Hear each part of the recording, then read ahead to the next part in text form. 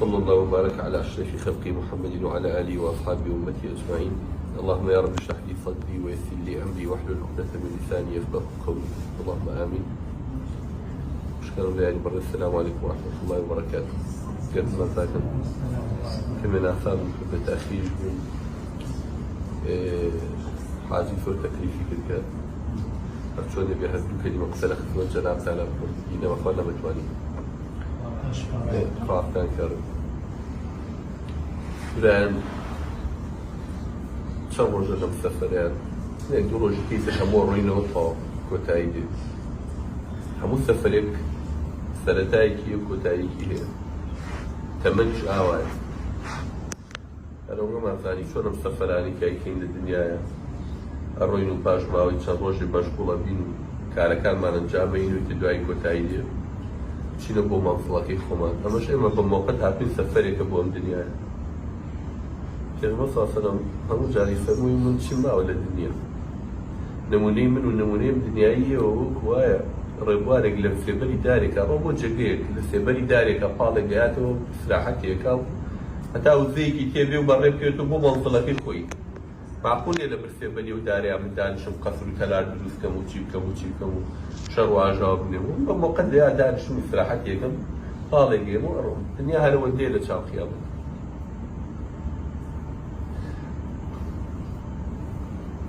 لە علمی بیرکاریە لە ڕیاضیاتە هێمایەکمان هەیە ئەوانەی کە خوێنەوار مەکتەبیان خوێندووە بەم شێوەیە پێوتێ هێمای مالانیهایە یعنی ناکۆتا.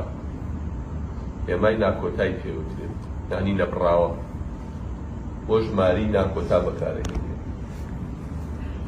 جا هەلبەکەی علمی ڕیاضیات هەرچی ژمارەیەک هەیە هەر چەندە گەورە بێت دابەشی ئەو ناکۆتایی کە کاتە چەند فكان دستور. يعني أقصى يعني شيء يعني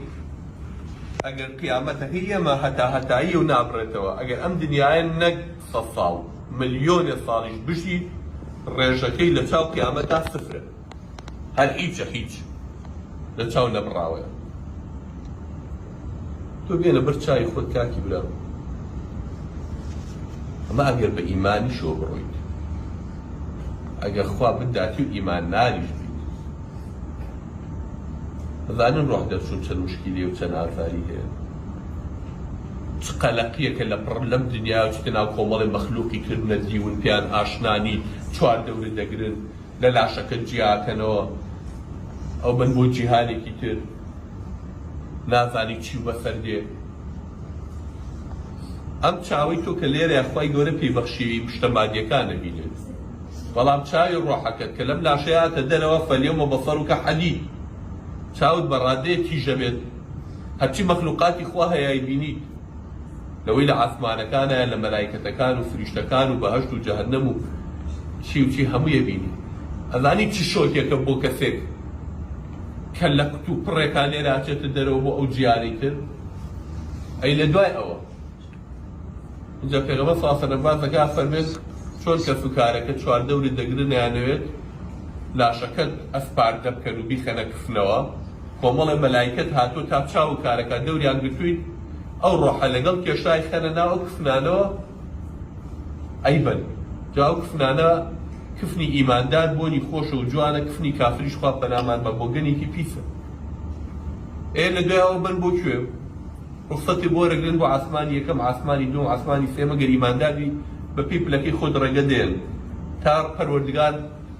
ئەمرە فەرمێ دەڵێ بیبەنەوە قەبرەکەی بۆ بکەن بە باخی لە باخەکانی باش تا قیامەت حسابی لەگەڵەکە مە حساب و کتاب نییە جارێ. ئەمە بەس ئەوەندەیە کە تۆ ئیماندار بووی ئەهلی بەهەشتی خوای گەورە خۆی زانێت ئەڵێ مە عەبدی خۆمە زانم. ئەگەر کافریش بخوای گەورە پەنامان بە هەر لە عاسمانی یەکەم بەڵێ عاسمانی پێ بۆگەن مەکەن ئەو ڕۆحیانەتە بۆگەنە فڕێنەوە بیکەن بە چاڵێ لە چاڵەکانی ئاگرۆ تا قیامەت زیینوەکەم و حسابی لەگەڵا.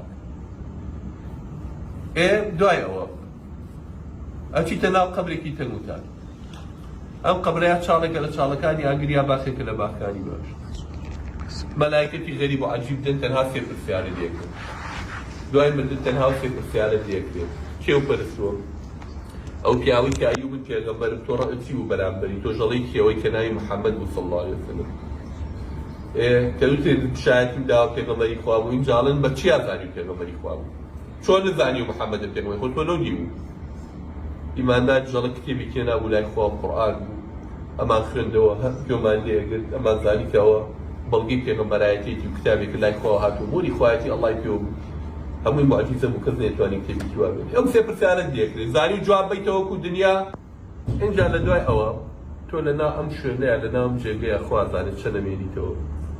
لە دوای ئەوە چی دێت اینجا ڕۆژی قیامەت دەست پێەکە لەناو قەبرا چەند مای 200 ساڵ 200 هەزار 2000 کەی قیامەت دێت لەناو ئەو ژیانی قەبرەیە ئەبی کە پێوتێ بەرزەخ ژیانی بەرزەخ لە نێوان دنیا و لە نێوان قیامەتە کە یا چاڵێک لە چاڵەکانی ئاگرەیە باخێ لە باخەکانی باشتە نە باوک لەگەڵ هات نە دایکی لەگەڵ هات نە خێزانەکەت نە مناڵەکانت نە خوشک و براکانت نە ڕەفیقەکانت بە تاقی تەنیا لەناو قەبرێکی تەنگ و تارە بە جیان هێشتووی خۆشەویستین کەسێ ئەوەیە کە چنی خۆڵی زیاترەکە بە سەرتا لە کاتی ناشتنەکە کە فوش کرا بە کەڕەنایە وتیان هەستنی تر قیامەتە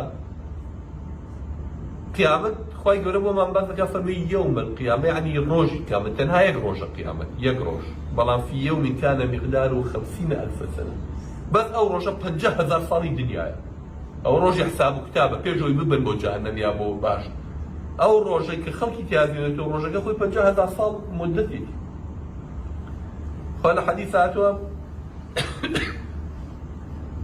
قال الزلامي واسي صدها نصل لسال يك مسألة حسابي لقلك يك قضية هاي يك مسألة سياسة صامية يعني تو بس بينا برشاي خود يعني زور تاخذ فيها لبجل يا باشا صدامي قور بقول كاينن 5000 كذ مدعية لسالكاتا 5000 6000 10,000 كذ مدعية هذيك حسابي خوي لا يقول لك هذيك بشي خوي أنا مني بوكوش مالي مني بوكاول ئێمە چەنی پێبچێت خێری نەما خێری نییە بداتێت دەی لە گوناحی ئەو خەڵکاو گرم بێن بە کۆڵێ گوناحەکانتان هەموو بن بە کۆڵێ ڤاڵمی وایە بە مەلاین خەڵکی کوشتووە نەک 5,000 و بۆڵم جە بە مەلاین خەڵکی کوشتووە بۆیە کە ڕۆژی قیامەت 50,000 ساڵە کاکە لە حەدیث هاتووە پێغەمبەر صلی الله علیه و سلم فەرمێ کەسی وایەن زەکاتی لێیاوە زەکات بە زەکاتی لێیاوە مەڕووماڵاتی هەبوو یا ئاڵتوونی هەبوو پارەی هەبوو زەکاتی لێیاوە خی گەورە فەرمێت ئەمە زەکاتی نەداوە ئاڵتوونەکەی بۆ بکەن بە پلێت سووریکەنەوە بە ئاگری جەهەنەم ئەم 50,000 ساڵە تا حسابی خەڵک تەواویەوە ناوچەوان و کەلەکە و پشتی پێداکەن فەتوک وابی ئاجیبا و مجنوبهم وظهورهم ناوچەوان و لاکەلەکەیان و پشیانی پێداکەن هەتا 50,000 ساڵەکە دوای ما قسێکی لەگەڵاکەم حسابێکی لەگەڵاکەم هەیە ئەرزی خەڵکی داگیر کردو پێغەمبەر صلی الله علیه و سلم هەر کەسێ بستی ئەرز شبرا فما فوق بستی ئەرزی خەڵکی داگیر کردوێ ئیتر لە بستێکەوە بیگرە دووەنمی داگیر کردو چی داگیر کردووی ئەو خەڵکەی داگیر کردو ڕۆژی قیامەت خی گەورە بانیەکاڵێ دەستکە بە هەڵکردنی و ئەرزی کە داگیری کردو لە قیامەتە هەڵیکەنە بەچی هەڵیکەنە پەروەردگارە بەچی هەڵیکەنی مشکلی خۆتە بەدەست بە چن بە دەم نەخاکە ناز نەهیچ خۆت ڕوت و قوت پێپەتی سەرپەتی نەگریز نابوود ناشرین یاڵا دێ هەڵکەنە هەرچی شەڵکەن بێ بە کۆڵی خۆتاو لە ژێریابە تا 50,000 ساڵە تەواو بێ ئینجا لە خی گەورە بایەکە یا عەفویەکە یان ئەڵێن بیبن بۆ جەهەنەم جارێش تەمایەتی ئەما ئەگەر ئیماندار بوو بەڵام ئاوام کەتنانی ناوت چونکە کەس لە کەس خۆش نابێ لە قیامەتە کاکە خدای لا ولا يخوي خوش نابي او الا الدنيا سريانا كنت يقول اتاي نكبي ويبقى صلى الله عليه وسلم لعن الله من غير معالم الارض لعنتي اخوانه كثيك خدتي بيني زي كان اقول هوايه كان زي كيكون بدكا ما تاولا فتكا ما تاولا مسك حد مو بالزمان يخوي كامله ني بيغمر صلى الله عليه وسلم بس رحمتي پروردگار ما بو كان لي بتايبتي او غنا حالي بيني خو ما نخوان حقي خلقني حقي خلق خوافر من قبليه مثلا عدالتي من واخوازي چه ظلمك اللي كرا وحقك وبو اسلم چه ظلمك شكل وحقك اللي اسلم بو خلق بس كفر النبي الشرك النبي لحديث قدسيات في وصف رب العالمين فرميتي عبدك من العز تا اسمان حتى لا يلكيها ولا كان جناح بو بيني بس كاتي توا كفر نكل بيه كفر لنا ما عملكات النبي شريك بو خابر يا ندابه هم اللي برد بو دير ئیمانەکە پارێزن لەگەڵ حەقی خەڵکە کاکە با زوڵم لێکرێ بە زوڵم مەکە کاکە با غەدری لێکرێ بە غەدر مەکە مافەکە و نافەکێ بۆ هەڵگیرەوە لە ڕۆژێکە هەندنەوە محتاجی یەک خێری محتاجی یەک چاکێ اینجا لە دوایەوە ئەگەر کتابیان بۆ مە کردی پەروەردگار وتی بیبەن بۆ بەهەشت کە ئاوە تەلەبە چۆن دەرەچی یەکەم بۆ هاوارەکە ئەڵێ ئەرە وەڵڵاو کارتم وەرگر یەکەم بوو حد بەو شێوەیە لە خۆشیە هاوارەکە هاو مقرأ کتابیە هاو مقرأ کتابیە ئینی ظەننت ئەنی ملاقی حسابیە ها بەرم بیخوێنەوە نامەکەم وەرگر نامەی عەمەلەکەم وەرگر من تاکید بووم کە قیامەتێ تاکید بووم ڕۆژە ڕاستە ئیشم بۆ کرد فهو في عيشة راضية في جنة عالية قطوفها دانية بيبان بۆ بەهەشتێکی خۆش ئاوە باشتر ئەوەشی کە بەندەفی چەم وەریگر خوا پەنامانگە ئەوەشی کە تیا چوو نامەی عەمەلەکەی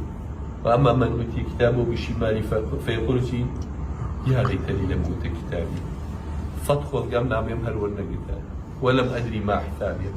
فادخل قروج بمروج حسابا نقيشتك ما أغنى عني مالي فرد فامانك بإيش إسفاني كي بينا قارم للنيل هلك عني سلطاني ده صلاة وهيز وقوتك بيشي نما روي أو يكخون في وهلف شان ظلم بينا خلقك لا سلطان ونفار ولا صلاة إنجا خافة بخذوه فغلوا دبي بل لجهنم بيكلن لجهنم أخوة ناما إنجا خلقي كإيمان نار كان كافر إذا كان بول من السر أجريك جهنم جاري وكيكم كافر كانوا خوا كريه ونازمي كي أستيري برسوي كي بانغاي برسوي كي چی پرستو بتکانیان پرستوی که زلامی بشری که وکو خۆمانی پرستو لی بۆ بەخواو هەمویان خواکە خوا درۆکانیانە خەنە پێشەوە خۆشیان بە دوایە هەمووی بۆ ئاگر پۆل بۆ ئاگر خوتیانێ اینجا پڕنەوە ئیماندارەکان بەسەر پردی سیڕاتە پێغەمبەر صلی الله علیه و سلم باسی ترسیناکی پردی سیڕات دەکات فەرمێ پردێکە ئەخزەی لەسەری خۆی ناگرێ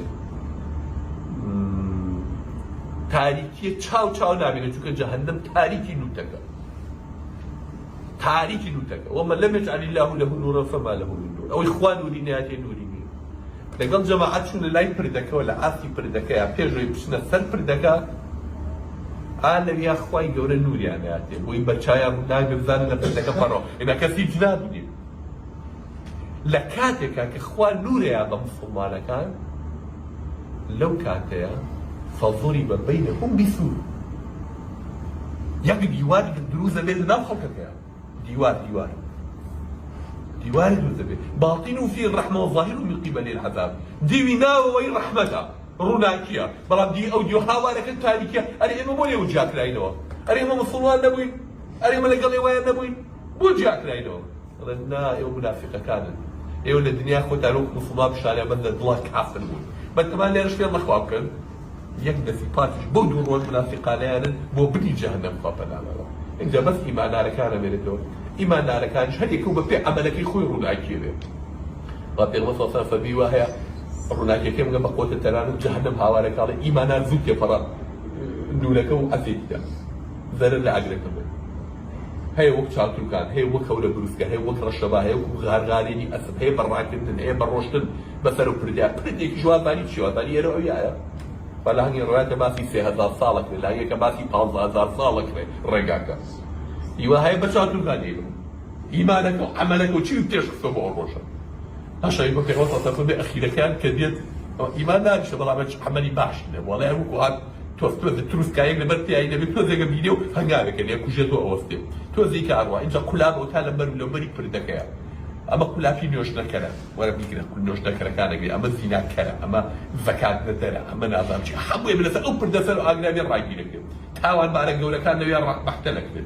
اول شيء كايماني باشي وعفواتك وين بتو برته وقالوا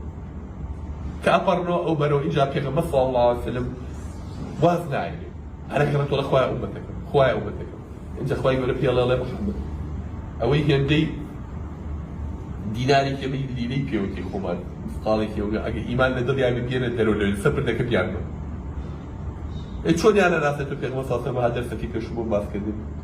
ده مشاري عنه، قاري عنه، قاتش عنه شو يريد أزوجه كسبيس بيا. ئاگرەکە نایسووتێنێ یان ناسێتەوە ئەوانەیە نێتە دەرەوە اینجا ئەڵێن محەممەد بۆ تێ ئەم جاریان ئەوەی نیو ئەوەندا خێر و ئیمان لە دڵیاتی ئەوانش بێنە دەرەوە اینجا ئەوەی کە هێندەی دەرکە جۆیەک دەرکە گەنمێک لە ئیمان لە دڵیاتی بیان هێنە دەرەوە تا پۆل هەموو ئانەیە نێتە دەرەوە اینجا آخر ئافواتی پەروەردگارە ئەوە بەس ئیماندار نەمانە ها کافر تەواو بۆ بنی جەهەنەم ئەمە ئیماندارن بەس گوناحکارن بايوم عمليان يبيان فريندو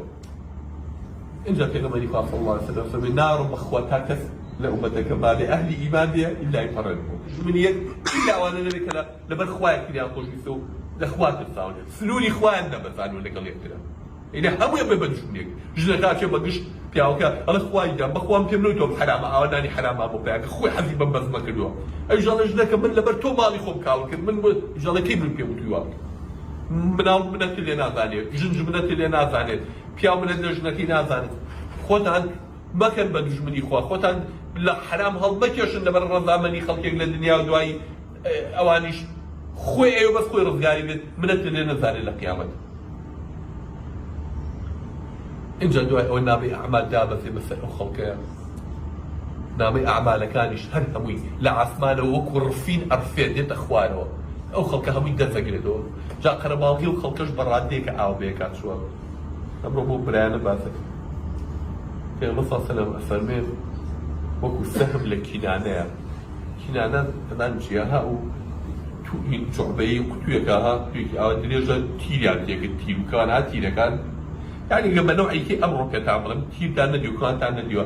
دەستەی قەڵەمی ڕەساستان دیوە دەستە قەڵەم پێکەوە هەبووی ئاوا کەپسە ئەڵێ خەڵکەکە هەبووی ئاوای لە قیامەت خاتو عشوت يا رسول الله جاجلو بياو آوا همو رو تقول سيد يكتر وتي عايشة بس ما كذول لو قولتك كذا قيلك ترسك أمن ده قولي كذا ذاني كيجنا كيف يا وان كيتيا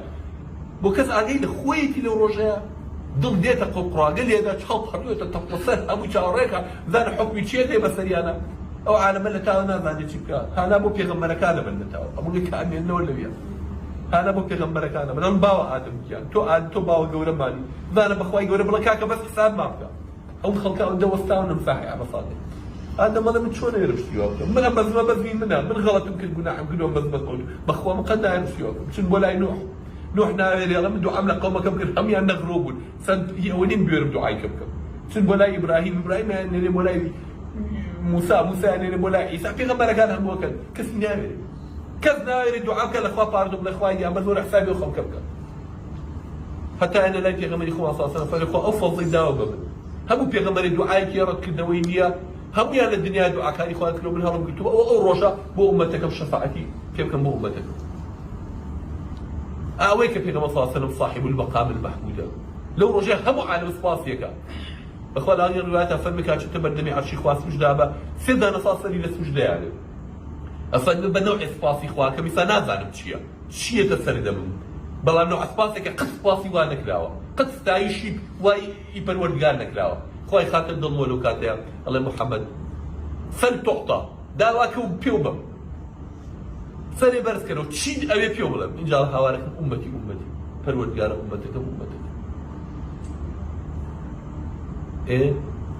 إن جاء الدعاء أخو كبير غمر صلى الله عليه وسلم هل يكون في أمتك يفرمي نحن الآخرون الأولون يوم القيامة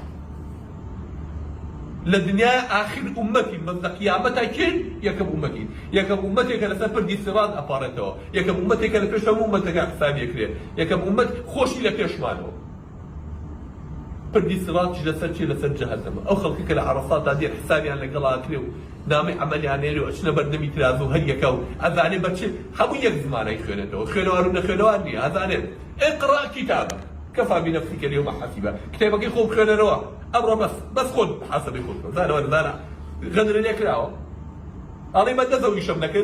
دم الدقرن دفك أبقسكن والله ما الإخوة يجينا ويبيكن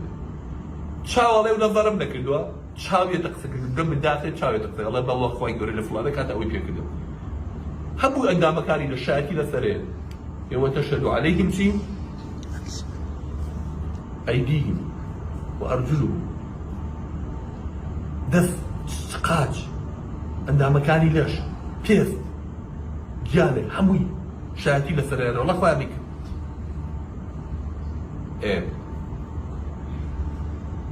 نامي عملي ورقته هادشي بدسي راز وري قلت ومێدی خێری هەیە هەرچی بە دەستی کە وەریگریانە دوایانێ خوا پەناما بەیانی تیاچ ناوەکە دەخوێنێتەوە ئەچیتە بەردەمی ترافەکە بەگە خوازدارێ بەقی عەرز و عەسمان گەورەی ترافە هەموو شتێ خوێنێتەوە نامەکەش هەموو شتێکی تیا دروستاوە اینجا چیتە بەردەمی ترافەکە لە پێشا چی خێرەکانە خوێنیتەوە دڵی خۆش دەبێ حاجۆژمێ ڕۆژمێ چیم هەیە زەکاتمێ حەجمێ تا ئێستا سەر گوناحەکان کە گوناح دێم هەموو گوناح حەسەیرەکان قورس دەبێ اینجا ئەژنۆ دەکرێتە لەرزە پەروەردگارە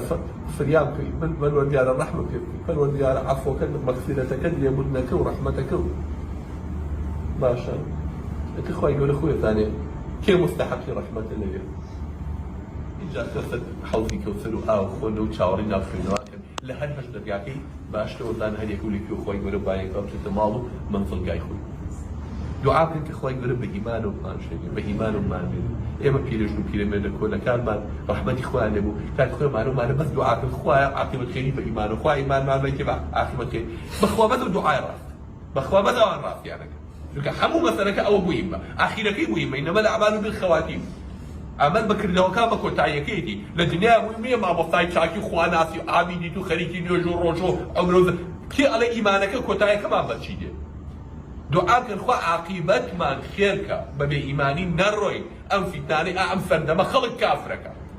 قەسەم بە ئەڵڵای وایە بەدیار تەلەڤیزیۆنە دانیشتۆ بە ئیمان و هاتوتە ماڵەوە بەدیار تەلەڤیزیۆنەکە قسەیەکی نابەجێیەکە ئافرین لە کافرێکە کە موسڵمانە کوژە ئیمانەکەی دۆڕان تەواو پۆقابیلە چییە؟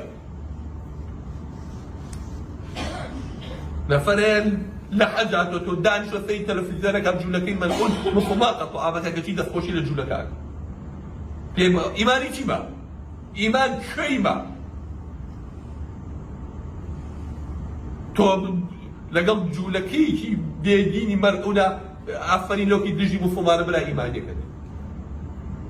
دڵت بۆ موسڵمانەکە نەسووتێ لەبەرەوە دوعا بکەن خوا بکە قسەی نەکەین هەمووی بەتاڵ بکەینەوە بەخوا کفرێک لە دەستی ناو دەعرە خواردنەوە و دزی گەورەترە بەخوا چۆن حەج ڕەقەمێن لە بیرکاریان زەمبی سفرێکی هەرە کاتە سفر سەد دانە زاڵ نوێژ و ڕۆژ و کرد بێ کفرێ بکەیت هەر هەموو عەمەلەکە و زەمبی سفرەکرد بێ ئاگاداری دەمتان بن ئاگاداری ڕەفتار و کردەوە ئیمانەکەتان بن کاکە نەدۆڕن اینجا حەقی خەڵکیش دەولاوە بۆستێ ظلم لە خەڵک مەکەن ئەو دەمە بگرن ئەوەی کە ئەو عالەمە هەموو ئەفراتە ناو جەهەنەمە و دەمە وهل يكب الناس على وجوه في نار جهنم الا حصائد السنتهم كما صار بمعاذ تي معاذ دايك الرولر روبوكا معاذ تي يعرف ابو خوان قسا ما ليك ليك قصاري كي تي دايك الرولر روبوكا بو خلقي كاتت على جهنم وحوي بو دمونيا حوي زمانيه زمان بقى الباقي كانوا كاكا دم تا باكر بس يمو او مكان دامني شنبوكي فلان واو كشي فلان واو مالي فلان واو كامراي فلان واو داني شن دا فلان كير وفلان شر وفلان شي نيجو روشك اشتاها بو انا بروان فايقول لي وش خوش ان شاء الله هذا شو ما ادري لما كب لو كان بفاتي الله الدعاء وعبادته ونساو عمره وقرانه كمان هادشي باكلو بخواني ما عندي قلت كان يا ربي خوي يقول داوي لك الميس من العقل خوي بهمنا وكيلو زكاني ياخذ داوي لك بوناوي كي هيج دعائك في رتاكي تو هل امشوا لما جي سيا هادشي گناه ما هي اللي خوش بيه گناه دولو وشوف ما نهيني واشبلا ما او نبي ما او نبي ما شو ايمو گناه دايك وبالكش ما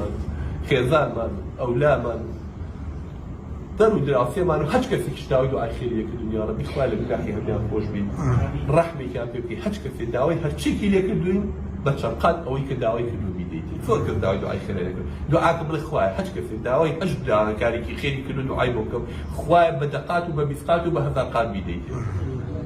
او نخوش كيف شاكيتو يا ربي او قد زار قد ذكي وميتو او خفتي كي خفتي ولا او كيشي كي شكي وحكي بو خواي يقول لكم فيكون يك ويقول لي إيه مو يوش خوش بي وصلى الله وبارك على النبي محمد وعلى آله وصحبه أجمعين السلام عليكم ورحمة الله